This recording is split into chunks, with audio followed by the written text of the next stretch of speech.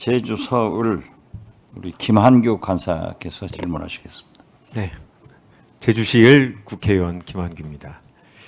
후보자님, 권한쟁의 심판 사건이 있습니다. 이제 여러 가지 유형이 있는데 그 중에 하나가 이제 국가기관 상호 간의 권한쟁의 심판 사건이 있는데요.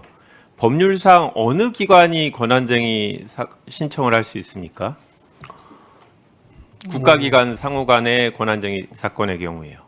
지금 말씀하시는 취지는 어떤 말씀이신가요? 그러니까 어느 기관들이 권한쟁의 사건을 신청할 수 있게 법에 돼 있냐는 말씀이죠. 뭐 국회의원은 돼 있지는 않지만 해석상은 할 수 있는 걸로 그렇게 알고 있습니다. 아니, 법 규정을 여쭤보는 거였는데 예, 국회, 정부, 예, 법원, 중앙선관위 그렇습니다. 이렇게 돼 예, 있습니다. 예. 정당은 어떻습니까? 정당은 되지 않는 걸로 그렇게. 네. 뭐 뉴스를 보시면 이제 여당에서 만약에 이제 후보님에 대해서 국회가 추천 결의를 하면 이 권한쟁의 심판을 하겠다라고 하는데 정당은 청구할 수 없겠죠.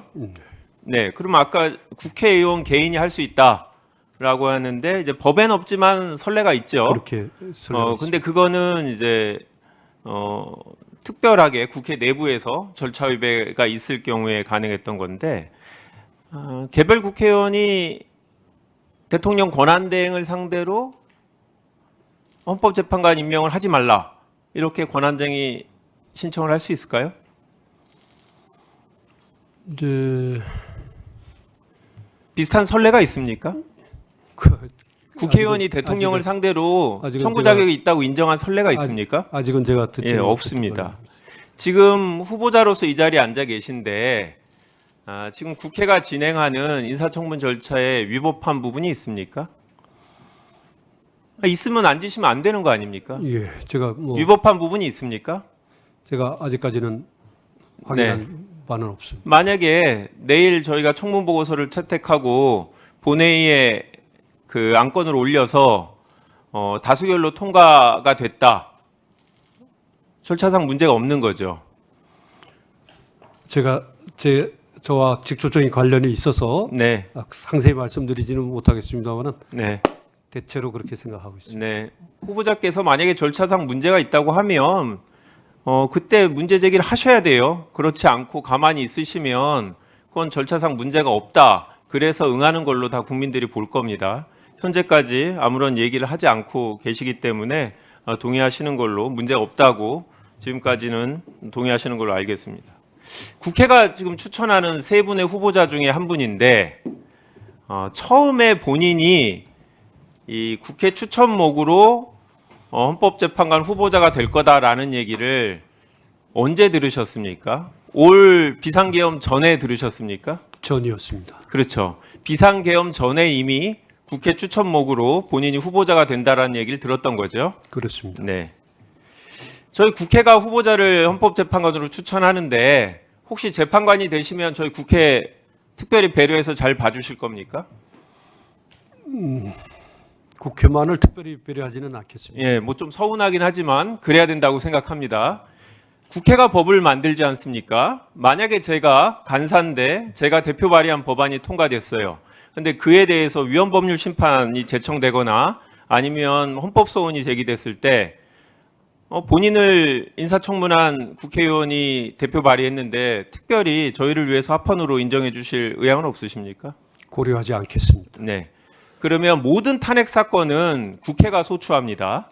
그러면 국회가 소추한 탄핵 사건에 대해서 국회 편을 들어서 무조건 인용하시겠습니까? 그 점도 고려하지 않겠습니다. 네. 그러면 뭐 누가 추천했던 지금 헌법재판관 9분은 아니 6분과 새로운 후보자들은 누구의 추천이나 지명이든 임명이든 관계없이 법과 양심에 따라 독립적으로 재판을 진행할 거라고 믿습니까? 본인도 그렇게 하실 저뿐만 겁니까? 아니라 모든 예. 분들이 다 그렇게 하실 것으로 믿고 있습니다. 그러면 일각에서 후보자가 국회가 추천한 후보자이기 때문에 국회가 소추위원이 되는 탄핵 사건의 심판을 하는 재판관으로 일하는 건 부적절하다라는 주장에 대해서 어떻게 생각하십니까? 소면 질의에서 제가 말씀드린 것처럼 그런 견해는 채택하기 어려운 견해가 아닌가 싶습니다. 네, 저 1분만 저도 네. 더 주시면. 더 하세요. 헌법재판소법 51조에 따르면 형사소송이 동일한 사유로 진행되는 경우에 심판 절차 정지할 수 있도록 되어 있습니다. 왜 이런 제도가 있는 겁니까? 형사소송 이제에 관한 규정이 이제 준용이 되도록 돼 있고요. 또 형사 절차에서 어떤 구체적인 수사를 통해서 확보되는 어떤 자료들 이런 것들이 이제 헌법재판의 과정에서 필요한 경우에 그것을 참조하기 위한 것이 아닌가 싶습니다. 네, 그렇죠. 그러니까 헌법 재판 과정에서 독자적으로 증거 수집에 한계가 있으니까 만약에 형사소송에서 이미 수사가 다 진행되고 재판 중이라 증거도 수집이 된 경우에는 이걸 이제 가져다가 헌법재판에 활용하도록 하는 거라고 보는데요. 반드시 그래야 되는 겁니까? 그렇지는 않는 걸로 알고 예. 있습니다. 그러면 지금 구체적인 판단은 죄송합니다. 저 다시. 네, 더 하세요. 예, 지금 대통령에 대한 탄핵 소추 사건이 있습니다. 그런데 대통령에 대해서 내란죄, 직권남용 이렇게 형사 사건도 진행되고 있습니다. 이 두 가지 사건의 쟁점이 완전히 동일합니까? 완전히 동일하지는 않다고. 그러면 직권남용이 유죄, 무죄하고 관계없이 탄핵 사유가 존재하는지는 판단할 수 있습니까? 그런 경우가 일반적으로 그런 경우가 있을 수 있다. 그러면 이 사건의 경우에 헌법재판소가 형사 사건의 진행을 기다리지 않고 탄핵 소추에 대한 심리를 진행하는 게 문제가 없습니까? 그것은 탄핵 심판을 담당할 재판부에서 결정할 문제라고 최소한 생각합니다. 법적인 위반 사항은 아닌 거죠? 그렇습니다. 일반적으로 법 규정 자체가 반드시 그렇게 해야 되는 것은 아닌 것으로 알고 있습니다. 그러면 지금 헌법재판소가 27일 날 1차 변론준비기일 연다고 하는데 이것도 위법한 사항은 아닌 거죠? 당연합니다. 네, 이상입니다. 네, 저지 휴일을 우리 김한교 간사님 수고하셨습니다. 저도